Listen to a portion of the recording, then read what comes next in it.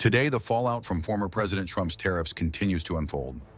One such instance is automaker Stellantis, which has made the decision to temporarily halt production at several of its assembly plants. This isn't just another headline or a dip in stock prices. It's a shift in the business model itself. For years, tariffs were a looming concern, always talked about, predicted, and anticipated. But today, 5 major companies have come to a collective conclusion. They can't wait any longer. They are leaving not as a form of protest nor for political reasons, but simply out of necessity. As of May 27, 2025, the cost of staying in the United States has now surpassed the cost of leaving for some of the biggest brands in the country. These companies aren't shutting down, nor are they disappearing. Instead, they're adjusting their strategies, scaling back, rerouting, relocating, to avoid the uncertainty caused by ongoing trade war economics, which has turned the U.S. market into a high-risk zone. Let's take a closer look at the first of these companies, Stellantis, the global automotive giant behind Chrysler, Jeep, Ram, and Dodge. The company has announced that it will lay off over 900 workers and temporarily idle several production lines across both U.S. and Mexican facilities. With the introduction of new tariffs, many Stellantis workers have found themselves uncertain about their futures. The company's statement was clear. The new 25% tariff on foreign-built vehicles has made its North American production model unsustainable. Nearly 50% of Stellantis vehicles sold in the U.S. are imported from overseas.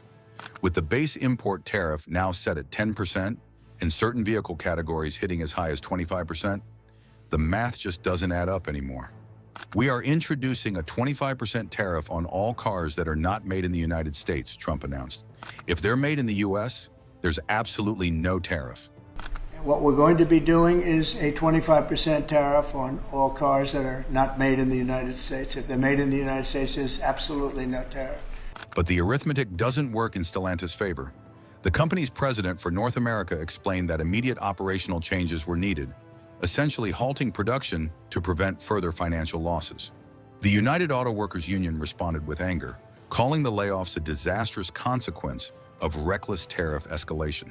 They pointed out that American workers were now paying the price for a global trade dispute they never agreed to.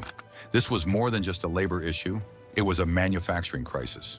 The factory floor was no longer invincible, and the assembly line was no longer immune. The second company making a bold move is tech giant Apple, which has been navigating these turbulent waters for years. For a long time, Apple managed to avoid direct exposure to tariffs by balancing its production across China and other markets. However, that strategy reached its limit. In a shocking revelation, Bloomberg confirmed that in April, Apple shipped more iPhones from India to the U.S. than it did from China. Apple is now on track to move all U.S.-bound iPhone production to India by next year. This shift has been underway for some time, with the numbers showing an increasingly dramatic migration from China to India. Apple's decision came in response to Trump's proposed 25% tariff on all iPhones produced outside of the United States. As CEO Tim Cook pointed out, iPhones sold in the U.S. should eventually be manufactured domestically. If not, Apple would face steep tariffs. So Apple took action. Assembly lines moved to Chennai, and supply chains were restructured. The reality is clear. Staying in China and dealing with import tariffs has simply become too unpredictable for Apple. If you found this video insightful, don't forget to hit that subscribe button. Stay tuned for more updates and content. We've got plenty more coming your way. Next, let's talk about the rapidly growing e-commerce sector, which has felt a significant blow. Shein and Temu, two fast-expanding e-commerce giants, announced major changes to their U.S. operations. The reason? A devastating shift in trade rules. The U.S. government officially ended the duty-free exemption for packages under $800, which had previously allowed small shipments from China to bypass tariffs. Now all packages face full duties, up to 145%. The White House made it clear that the tariff on China is set at 145%. This change closed the loophole that Shein and Temu had used to build their business models. Behind the scenes, however, both companies have scaled back their U.S. advertising budgets and paused new campaign launches. Smaller overseas brands like UK-based Space NK and Canadian lingerie startup Understance have gone even further, halting U.S. shipments entirely. For now, Shine and Tu remain operational, but their U.S. growth has stalled. The tariff wall has effectively blocked their once successful path to growth in the American market. MGA Entertainment, the company behind iconic brands like Bratz Dolls and LOL Surprise Toys, has also been forced to pivot. This California-based company is moving nearly 40% of its production out of China. They're not waiting for the next tariff hike. They've already started relocating their manufacturing to India, Vietnam, and Indonesia. According to a spokesperson, the shift will be completed within the next 6 months. Why? Because importing toys from China has become too expensive due to the tariffs. This is a significant move for MGA. Their products are sold in major retailers like Walmart, Target, and Amazon, and now their supply chains will no longer be centered in China. For parents, this means that some toys could become more expensive or harder to find.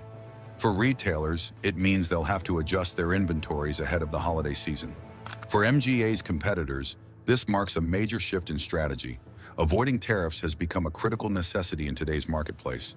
Finally, the industrial sector is also feeling the effects of the tariff landscape. Alcoa, the American aluminum powerhouse, has announced that it will reroute Canadian aluminum shipments away from the U.S. and send them to Europe instead. Typically, Alcoa's Canadian smelters supply U.S. demand, but new import taxes on Canadian metals have made this approach unprofitable. Instead, Alcoa is shifting more aluminum to the European Union, where trade terms are more stable. At the same time, the company has indicated it may increase shipments from its Australian operations to the U.S.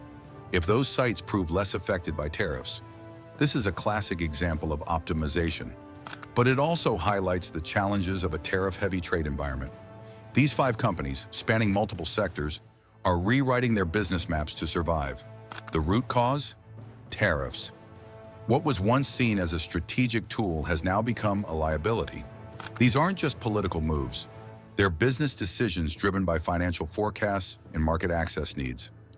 Companies are no longer asking themselves what the president meant. They're asking what the next round of tariffs will cost and how they can avoid them. In this volatile climate, stability has become the most valuable commodity, and the U.S. market, once seen as a stable foundation for businesses, no longer offers that certainty. The unpredictable escalation of tariffs, exemptions, and political volatility makes long-term planning nearly impossible. Drop your thoughts in the comments, and don't forget like and subscribe for the latest updates on global politics.